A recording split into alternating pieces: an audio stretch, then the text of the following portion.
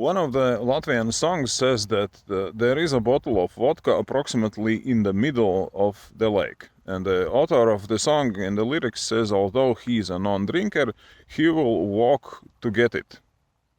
Walk, not swim. Although there could be some truth to that, because a lot of lakes in Latvia are pretty shallow, so you could probably walk in the middle of it.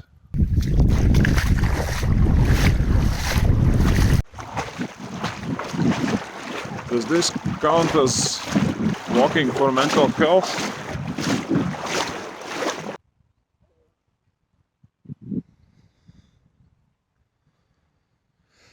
Something is touching my leg. The number of people drowned in official statistics, however, show us that Latvians shouldn't really be neither swimming or walking to the middle of the lake.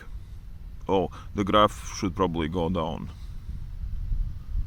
So if for some reason you find yourself on the lakeside in Latvia, please do everything you can to not drown.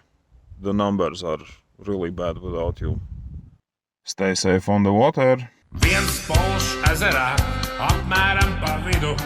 Es pēc dabas nedzērā.